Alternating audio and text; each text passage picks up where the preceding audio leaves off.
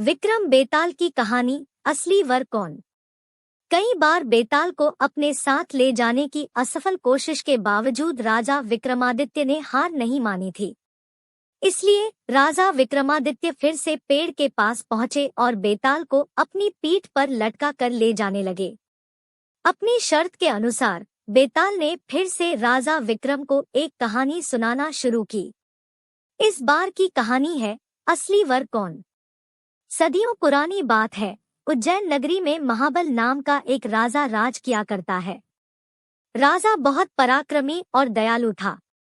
उसकी एक बेटी थी जिसका नाम था महादेवी था।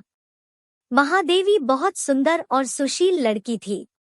जब वह विवाह योग्य हुई तो राजा महाबल ने उसके लिए योग्य वर की तलाश शुरू कर दी। एक एक करके कई राजकुमार राजकुमारी से विवाह करने की इच्छा लिए राजा के पास आए, लेकिन राजा को कोई पसंद नहीं आया। राजकुमारी से विवाह करने के लिए राजा ने एक ही शर्त रखी थी कि उसकी बेटी का होने वाला पति हर चीज में निपुण हो। इस तरह कई दिन बीत गए, लेकिन राजा को कोई अपनी बेटी के लिए योग्य वर नहीं मिला। एक दिन की बात है, जब राजा अपने दरबार में बैठे थे कि तभी वहां एक राजकुमार आया और उसने कहा, मैं राजकुमारी महादेवी से विवाह करना चाहता हूँ। यह सुनकर राजा ने कहा, हे राजकुमार, मैं अपनी बेटी का विवाह उस व्यक्ति से करूँगा जिसमें सभी गुण हो। इस पर राजकुमार ने जवाब दिया, मेरे पास ऐसा रथ है जिसमें बैठकर क्षण भर में कहीं भी पहुँच सकते हैं। यह सुनकर राजा ने कहा, ठीक है, तुम कुछ दिन रुको, मैं राजकुमारी से पूछकर तुम्हें जवाब दूंगा। कुछ दिनों बाद एक और राजकुमार वहां पहुंचा। उसने राजा ने कहा, मैं त्रिकालदर्शी हूँ और भूत, वर्तमान व भविष्य तीनों देख सकता हूँ। मैं चाहता हूँ कि राजकुमारी का विवाह मुझसे हो। राजा ने उसे भी इंतजार करने को कहा। कुछ दिनों के बाद राजा महाबल के पास एक और राजकुमार उनकी बेटी का हाथ मांगने आया। राजा ने उससे पूछा कि तुम में ऐसा क्या गुण है जो मैं अपनी पुत्री का विवाह तुम्हारे साथ करूं। राजकुमार ने कहा, राजन, मैं धनुर्विद्या में निपुण हूँ। मेरे जैसा धनुर्धारी दूर दूर तक कोई नहीं है। राजा ने उससे कहा, बहुत खूब राजकुमार, आप कुछ दिन प्रतीक्षा करें, मैं अपनी बेटी से बात करके आपको जवाब दूंगा। अब राजा असमंजस में पड़ गया कि तीनों ही राजकुमार गुणवान हैं, लेकिन वह तीनों से तो राजकुमारी की शादी कर नहीं सकता। तो अब सवाल यह था कि राजकुमारी का विवाह किससे होना चाहिए।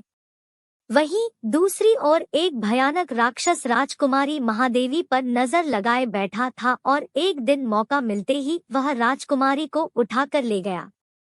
यह खबर जैसे ही महल में फैली तो राजा, रानी और तीनों राजकुमार एक जगह इकट्ठा हो गए। त्रिकालदर्शी राजकुमार ने बताया कि वह राक्षस राजकुमारी को विंध्याचल पर्वत पर ले गया है। इस पर पहले राजकुमार ने कहा, मैं अपना रथ लेकर आता हूँ, हम सब उस पर बैठकर विंध्याचल चल सकते हैं। तीसरे राजकुमार ने अपना तीरकमान निकाला और कहा, मैं उस राक्षस को मार गिराऊंगा।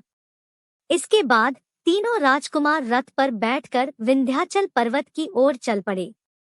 उन्हें जैसे ही वह राक्षस दिखा तो धनुर्धारी राजकुमार ने कुशलता से उसका वध कर दिया और वो राकुमारी को बचाकर फिर से महल ले आए। इस कहानी को सुनाने के बाद बेताल ने राजा विक्रम से कहा, राजन, राजकुमारी को बचाने में तीनों राजकुमारों का योगदान था।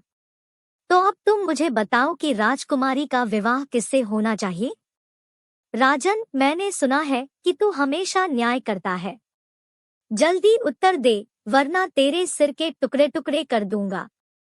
इस पर राजा विक्रमादित्य ने उत्तर दिया कि राजकुमारी का विवाह धनुर्धारी राजकुमार से होना चाहिए, क्योंकि उसने राक्षस से लड़ाई करके राजकुमारी को बचाया और बाकी दोनों राजकुमारों ने केवल उसकी मदद की। बस फिर क्या था। जैसे ही राजा बोला, बेताल उसकी पीठ से उड़कर फिर से पेड़ पर जा लटका।